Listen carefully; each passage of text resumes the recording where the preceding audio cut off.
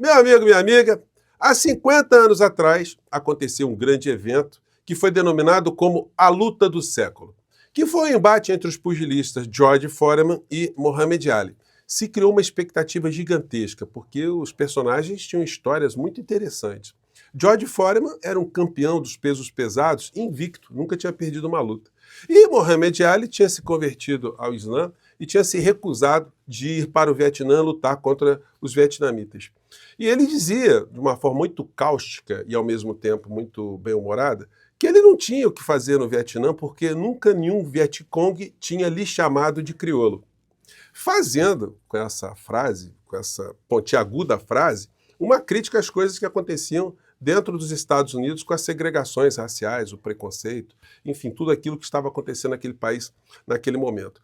E a luta teve muitas características que aumentavam ainda mais as expectativas. Ela aconteceu no continente africano, no antigo Zaire, que hoje se chama Congo, às 4 horas da manhã, no horário de lá. O povo todo, mais de 100 mil pessoas foram assistir o embate.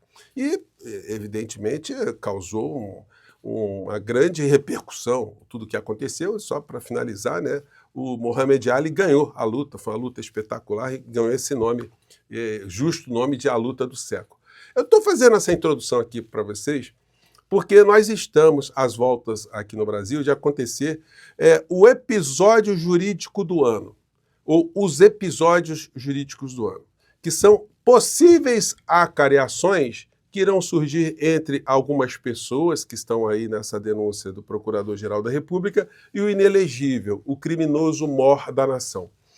É um episódio que pode acontecer e pode não acontecer, até porque ele só acontecerá se a figura do inelegível comparecer à acareação e resolver dizer alguma coisa. Caso contrário, ele será apenas esculhambado. E vocês têm dúvidas que o covarde, uma vez apresentado diante de um general de 4 estrelas, ou até mesmo perante Mauro Cid, que esse embate dará à figura do covarde algum tipo de vantagem? A acareação acontece no processo penal justamente para que o magistrado faça um julgamento da linguagem corporal, do que está sendo colocado ali, das afirmações, dos olhares, da firmeza das frases. E, evidentemente, se tem uma figura que tem uma covardia misturada ali com a mentira, com o cinismo, com a disfarçatez, é a figura do inelegível. Os advogados, certamente, do inelegível, vão fazer de tudo para ele não aparecer numa acareação ou indo para uma acareação usar o direito de ficar calado. Mas isso vai criar também, além do maior espetáculo da Terra aqui no Brasil, a maior acareação da Terra, também o maior embabacamento da Terra, porque esses bolsonaristas todos que estão aí achando que é só perseguição, que são narrativas, essa gente vai ficar ali estupefata, porque vão ver ali o seu mito ser absolutamente massacrado, mais do que uma luta desigual, né?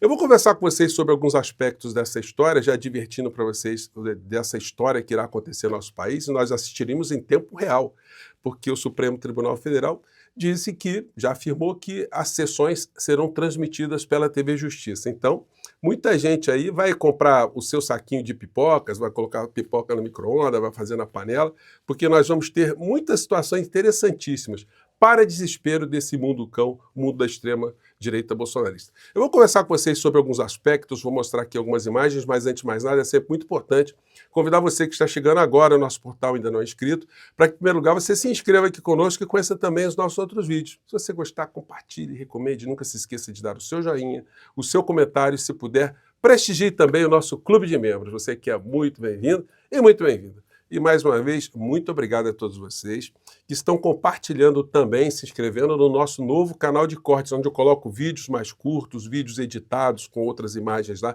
para você compartilhar para mais pessoas, tá legal? Então, vamos aqui aos temas.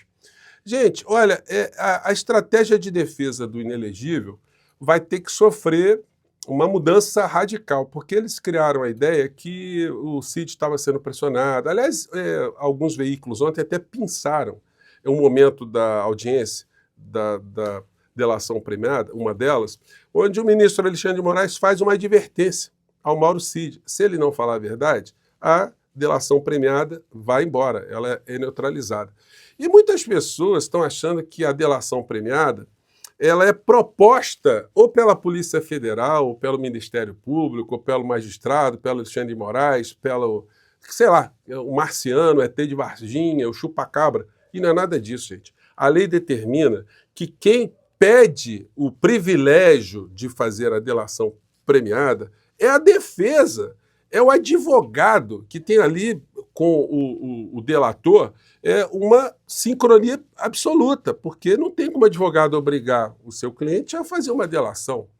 E se o cliente quiser fazer uma delação, o advogado não tem como protocolar ali o pedido de uma delação. Então, há muitas incompreensões em relação a isso. Dá a impressão assim, que o Cid estava lá, não queria fazer delação nenhuma, estava satisfeito com tudo que tinha sido já apurado em relação a ele, a mulher dele, o pai dele. Ele estava vendo que ia ficar muito tempo na cadeia e resolveu ficar calado. Não. Ele resolveu falar justamente para diminuir o que se já tinha contra ele. Se ele resolvesse ficar calado, isso não iria fazer com que todos aqueles que já estão implicados pelo Ministério Público, pela Procuradoria-Geral da República, escapassem. Então, há muita incompreensão e muitas mentiras, muitas distorções estão sendo divulgadas de forma absolutamente consciente por vigaristas. Hoje, mais cedo, eu postei às 7 horas da manhã um encontro com vocês aqui, onde eu esclareci alguns desses pontos aí que a extrema-direita, através de uma pessoa como o Deltan Dallagnol, está espalhando por todos os lados. É como se nós todos aqui tivéssemos vivenciado um processo ilusório. Nós não vimos nada. Bolsonaro indo para as praças xingar o ministro Alexandre de Moraes, descredibilizar as urnas eletrônicas, atacar o sistema eleitoral, atacar a nossa democracia, fazer uma série de bravatas, tentar armar a população, tentar, no final da história, a mudança do regime aqui no nosso país, por mais que ele tente negar, e por mais que essas pessoas tentem negar também. Então, essas pessoas do mundo cão acham que nós passamos por um processo ilusório, não aconteceu nada. Talvez se eles estivessem na Segunda Guerra Mundial, eles seriam negacionistas do Holocausto, como existe, infelizmente, no planeta Terra, né? Bom, matéria aqui. Aliados avaliam que vídeos de Cid aumentam credibilidade da delação e prejudicam a estratégia de Bolsonaro. E aí que a coisa vai pegar, gente. Eu estou vendo os vídeos aí da extrema-direita, e essas criaturas aqui vão repetindo coisas baseadas nas suas próprias ignorâncias. Essa senhora aqui que não saiu da adolescência, gente, não tem como a gente fazer um embate sem ter uma dose aqui de sarcasmo, né? Porque eles repetem muitas ignorâncias e as pessoas vão absorvendo essas ignorâncias como se fossem verdades. Vamos ver um trecho aqui. Se ele disse o que realmente disseram que ele disse, mas não apenas por esses motivos, tá? Admito. A gente é bem curioso. Ficamos, no mínimo, intrigados de que a PGR rejeitou a delação do Cid 3 dias antes do Alexandre aceitar. Vocês entendem que o órgão que investiga não ficou interessado no que o Cid havia relatado, mas Alexandre ficou. Portanto... Minha filha, o ministro Alexandre de Moraes não tem nada a ver com essa história.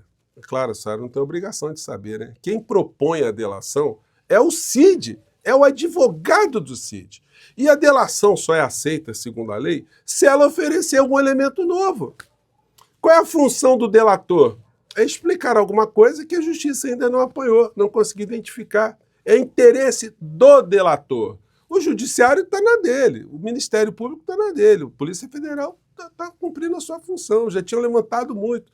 Então, esse tipo de fala dessas criaturas desinforma as pessoas, cria uma noção equivocada de como funciona o processo penal aqui no nosso país, como é que funcionam as investigações, enfim. O ministro Alexandre de Moraes, isso aí não foi muito ressaltado ontem em muitos canais. Ele, quando adverte o Cid, ele está fazendo um papel que todo magistrado tem que fazer, uma testemunha, alguém que está ali naquela condição. Todo mundo que já teve uma audiência trabalhista, a primeira coisa que o magistrado diz ali para uma testemunha, que ele faz, é a advertência, que a testemunha tem que falar a verdade, porque senão ela pode sair presa dali por falso testemunho. Então, isso aí faz parte. Vocês veem filmes americanos, né, onde alguém vai ser preso e sempre o policial diz, olha, você tem o direito de ficar calado, qualquer coisa que você disser poderá ser usado contra você. Inclusive a Constituição brasileira determina que todas as pessoas que sejam presas, que são presas, elas também sejam advertidas, também dos seus direitos, enfim. Então o magistrado ele cumpriu rigorosamente. Gente, olha só, o ministro Alexandre de Moraes, eu tenho quase todos os livros dele aqui. Ele não é trouxa, ele não ia numa dessa aqui, enfim, ele está muito concentrado, ele sabe exatamente como é que esse jogo de xadrez está sendo jogado. Então essa turma pode tirar o cavalinho da chuva.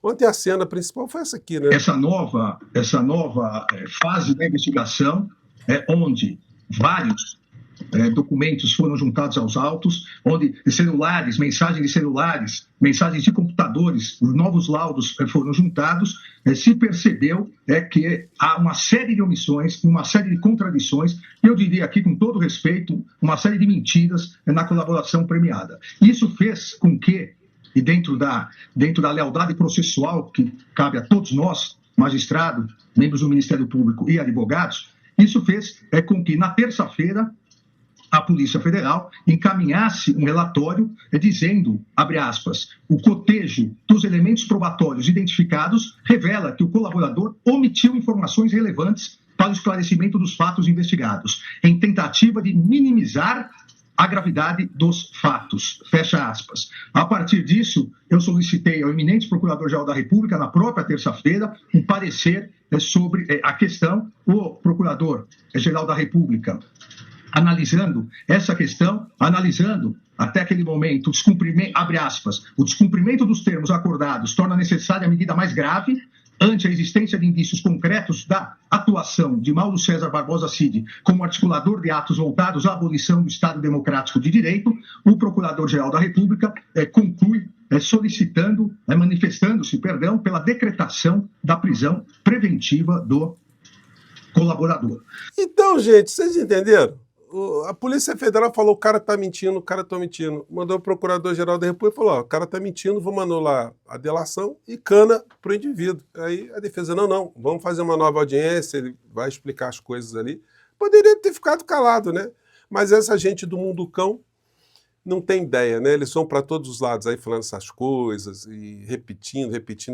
Aqui está o trecho da legislação que eu separei para falar com vocês, que fala sobre isso. Olha, é o artigo 3º-C da lei. A proposta de colaboração premiada deve estar instruída com procuração do interessado com poderes específicos para iniciar o procedimento de colaboração e suas tratativas ou firmada pessoalmente pela parte que pretende a colaboração e seu advogado ou defensor público. Então, gente, vamos parar de mentir, né? A delação premiada é uma possibilidade que surgiu para a figura que está implicada, para ela ajudar a esclarecer o crime e a participação de outras pessoas também.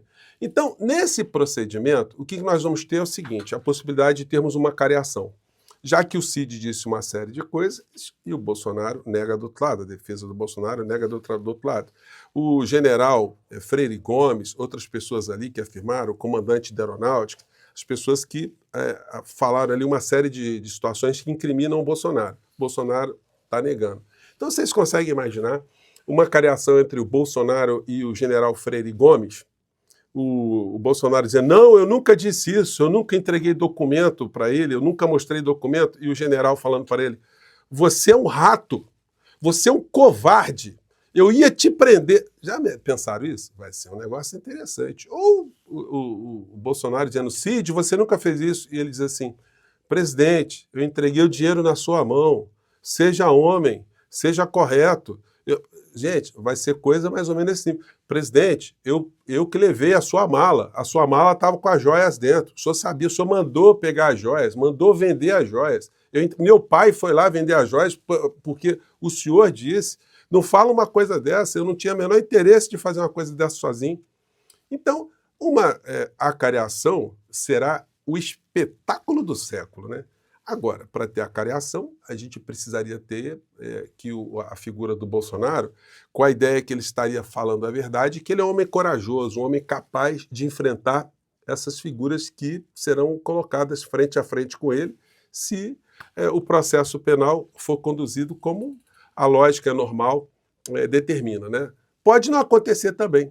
Bom, mas eu acho que essa é uma possibilidade muito concreta diante da colidência do conflito entre o que essas pessoas envolvidas estão dizendo. Então, meu amigo, minha amiga, já dá para você imaginar, né? Um confronto entre Bolsonaro, o comandante do Exército, o comandante da Aeronáutica, o mesmo confrontado com Cid Gomes e até com os outros também que estão encalacrados, né? Imagina aquele falastrão, o Mário Fernandes, que bolou a operação Punhal Verde e Amarelo, né? Vai ficar ruim para essa gente. E nós aqui vamos ficar torcendo para que isso corra o mais breve, o mais rapidamente possível, né? Eu fico por aqui, gente. Um grande abraço. Mais tarde eu volto. Tchau.